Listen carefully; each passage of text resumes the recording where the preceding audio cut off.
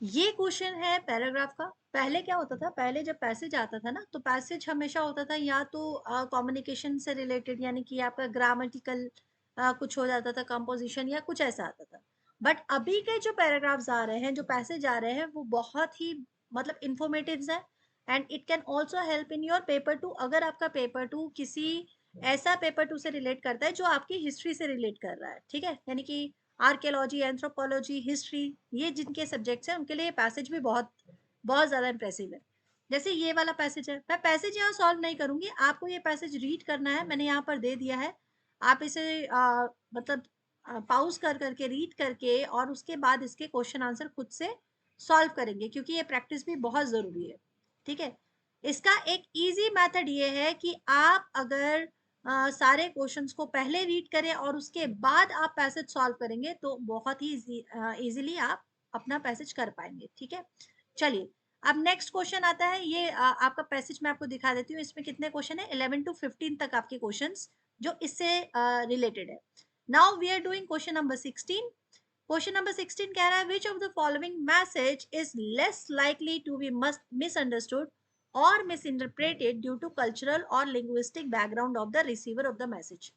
Message का आप ये याद रखिएगा कि जब भी आप कम्युनिकेशन कर रहे हैं किसी से, तो आपको कम्युनिकेशन का एक पूरा प्रोसेस है। ठीक है, कम्युनिकेशन प्रोसेस है, आपको सेट है एक, वो आपको अच्छे से पता होना चाहिए। ठीक है, अगर आपको मालूम है तो कमेंट सेक्शन में कमेंट करके बताइएगा, जिससे ये पता चलेगा कि आप लोगों की तैयारी कहाँ से कहाँ तक पहुंची है। So which of the following message is less likely to be misunderstood. Message full of written words, अगर पूरा लिखित है तो आप उसको क्या कर पाएंगे, नहीं मतलब अच्छे से समझ पाएंगे। Message full of spoken words, जो मैसेज पूरी तरह से सिर्फ बोला जा रहा है, स्पोकन वर्ड्स में है, क्या वो मैसेज आपके लिए मिसअंडरस्टूड हो सकता है या मिस इंटरप्रेट किया जा सकता है। Message full of body gestures, आप ना तो मुंह से बोल रहे हैं ना ही आप लिख रहे हैं, लेकिन आप बॉडी गेस्चर से कुछ ना कुछ समझा रहे हैं, तो क्या उस मैसेज को मिस इंटरप्रेट किया जा सकता है। Message full of iconic science, जिसमें सिर्फ और सिर्फ साइंस से बात हो रही है, ठीक है, कोई सिंबल से कोई साइन से बात हो रही है, तो क्या उसको मिस इंटरप्रेट किया जा सकता है। तो इसका राइट आंसर क्या होगा, बिल्कुल आइकॉनिक साइन से, क्योंकि पोस्चर से तो फिर भी आप बता सकते हो ना। अब किसी को आपने बोलना है कि पानी पियोगे, सामने वाला सिर हिला रहा है, तो हमें तो गेस्चर से समझ में आ ही रहा है कि हाँ वो हाँ बोल रहा है। अगर हम बोलेंगे देखो भाई तुम ऐसा करोगे, तो वो ना बोल रहा है। तो गेस्चर तो कभी भी आपको मिस इंटरप्रेट नहीं करवा रहे हैं। स्पोकन वर्ड्स तो आप मुंह से बोल रहे हो, वो कैसे इंटरप्रेट गलत होगा, और रिटन वर्ड्स में एग्जैक्टली मैसेज लिखा हुआ है, तो सिर्फ आइकॉनिक साइन जो होते हैं उससे गड़बड़ हो सकती है, उससे मिस इंटरप्रेट मैसेज हो सकता है। Next, question number 17. In the context of contemporary digital parlance, what are the following symbols collectively called as? इस तरह के जो symbols हैं, इन्हें क्या कहा जा सकता है। क्या ये इमोजी है, क्या ये इमोचकन्स है, क्या ये स्माइली है, क्या ये स्टिकर्स है। इसका आंसर तो आप लोग एकदम फटाक से दे चुके होंगे, क्योंकि आजकल व्हाट्सअप आप इतना यूज कर रहे हैं है ना।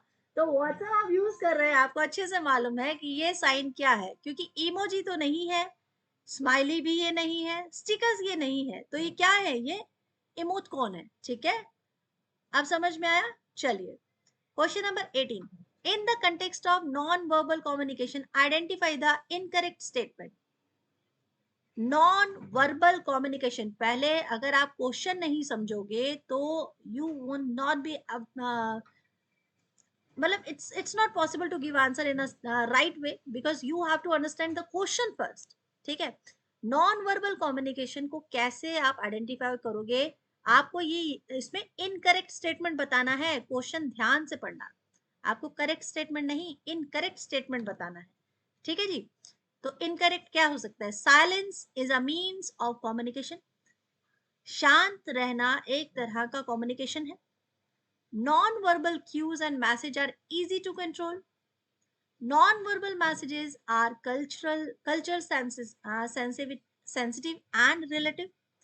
In case of confusion, people tend to trust non-verbal communication more than the verbal communication। ठीक है, मतलब अगर मैं नॉन वर्बल कम्युनिकेशन की बात करूं, जिसे मुंह से नहीं बोला जाता है, जिसे साइन लैंग्वेज भी जिसमें आ सकती है, जिसमें आपका पोस्चर्स भी आ सकता है। तो उस तरह की कम्युनिकेशन को आइडेंटिफाई करने का इनकरेक्ट स्टेटमेंट क्या है? Incorrect statement, non verbal cues and messages are easy to control. क्या नॉन वर्बल मैसेज को कंट्रोल किया जा सकता है? नहीं किया जा सकता है, तो ये इनकरेक्ट हो जाएगा। ठीक है, चलिए नेक्स्ट क्वेश्चन है आपका, व्हाट इज प्रसार भारती? ये क्वेश्चन आपका जो प्रसार भारती का क्वेश्चन है, इससे कनेक्टेड मतलब अलग अलग क्वेश्चन आए।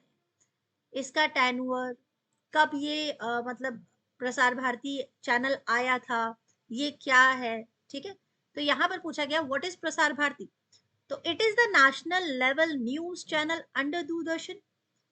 तो ये कनेक्ट तो है दूरदर्शन पे, लेकिन ये चैनल नहीं है। ठीक है, it is a news broadcasting service of all India radio. क्या यहाँ से न्यूज ब्रॉडकास्ट होते हैं? नहीं, यहाँ से न्यूज ब्रॉडकास्ट नहीं होते हैं।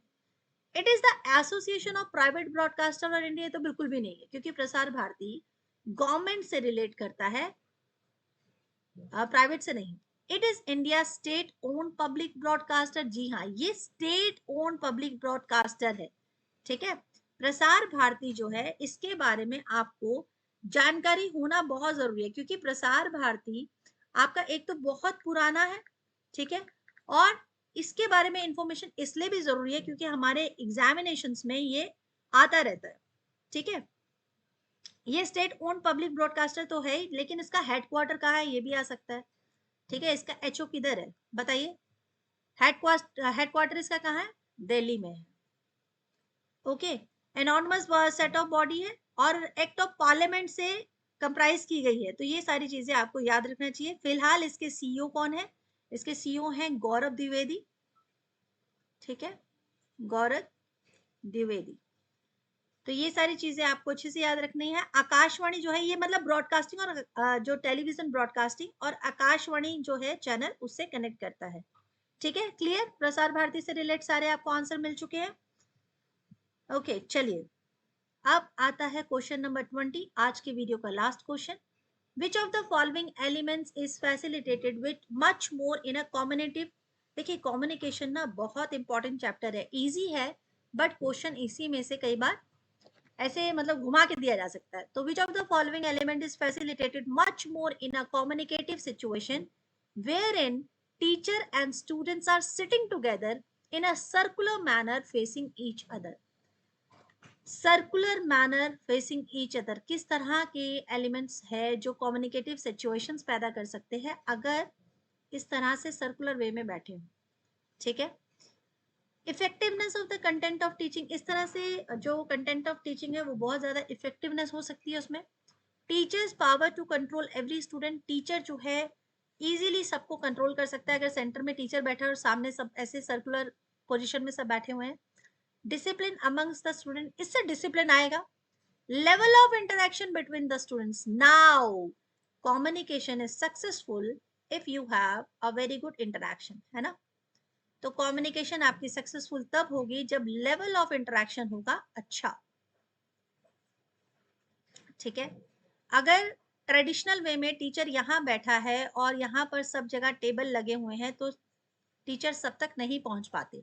But if we think about this situation, यहाँ पर अगर टीचर है और यहाँ सारे स्टूडेंट्स बैठे हुए हैं तो every student have the better connectivity to teacher, तो level of interaction between the students, है ना, ये ज्यादा अच्छा हो जाएगा। तो this is all about today's class, will meet soon in our next class. Thank you so much. If you like the video please उसे लाइक जरूर कीजिए, सब्सक्राइब कीजिए, ताकि मैं जल्दी ही आपके साथ एक और वीडियो शेयर कर पाऊँ।